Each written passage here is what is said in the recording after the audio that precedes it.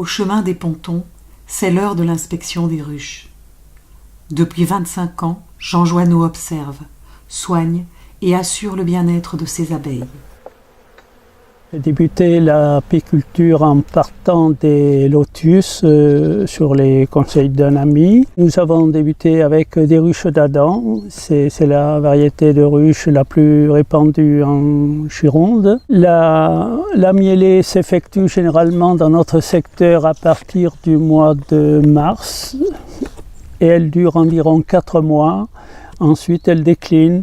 Ce passionné d'apiculture se bat contre un redoutable prédateur, le frelon asiatique. L'hiver ne sera donc pas le seul responsable du déclin de la ruche. Les nids proches n'augurent rien de bon pour les abeilles. Pour faire face à leur ennemi, elles développent une stratégie défensive.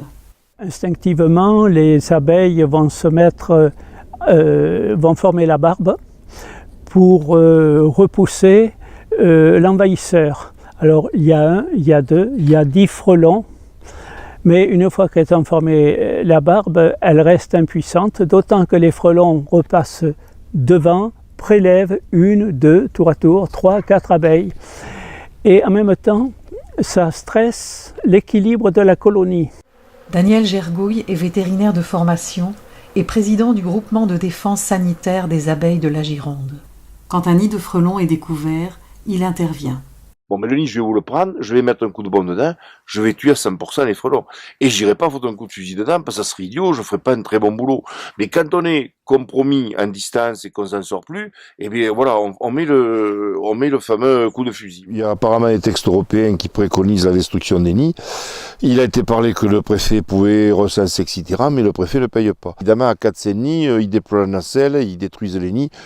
Ça peut être efficace, si vous voulez. Bon, le problème aussi, c'est que les nacelles vont pas partout, qu'il peut y avoir des coins marécageux, elles ne peuvent pas passer entre deux maisons pour avoir accès à l'arbre, etc.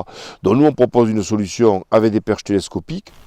Pièges, insecticides, perches, coups de fusil, y a-t-il une solution idéale pour sauver les abeilles ? Hervé Thomas, entomologiste de la Société Linnéenne de Bordeaux, rappelle que le frelon n'est pas le seul destructeur de ruches. Le frelon, il a bon dos parce que c'est une bête que personne n'aime. On n'aime pas les frelons. C'est une bête qui vient d'Asie. Ça a un petit côté effrayant, un peu comme ça, un peu surréaliste parfois. Incontestablement, le frelon fait des dégâts. On ne peut pas nier la réalité. Les frelons asiatiques prédatent les abeilles et posent des problèmes. Mais il se surajoute à d'autres soucis. Il y a le varroa, qui est un acarien qui détruit les ruches, qui est connu depuis déjà un bon moment. Il est arrivé bien avant le frelon et qui pose un gros problème, qui affaiblit les colonies. Il y a des champignons qui ont été introduits aussi, qu'on appelle les nosémas, et qui posent aussi des problèmes dans les ruches.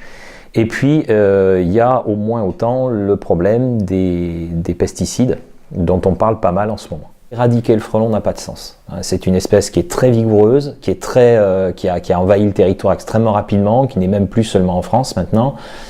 On ne l'éradiquera pas. Ça, c'est un discours qu'on entendait un peu au début, qu'on entend moins. Lorsque l'on pousse les gens à piéger dans leur jardin avec des bouteilles en plastique et un appât à l'intérieur, le problème, c'est qu'on fait beaucoup de dommages collatéraux. On va attraper beaucoup d'autres insectes, et notamment des pollinisateurs. Le piégeage printanier pour attraper les premières reines, apparemment, n'a pas donné de résultat. Il y a des études du Muséum d'histoire naturelle de Paris qui ont montré que ça n'avait pas vraiment d'impact. C'est sans doute pas un moment très opportun. Il vaut mieux probablement piéger, je vous disais, au voisinage des ruchers et plus tard, plutôt que d'essayer d'attraper ces femelles fondatrices.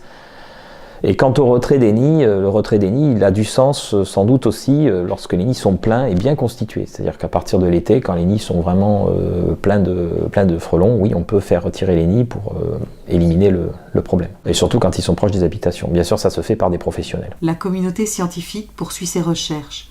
Drones thermiques, chasseurs de nids, ruches connectées, rapprochement entre apiculteurs et agriculteurs.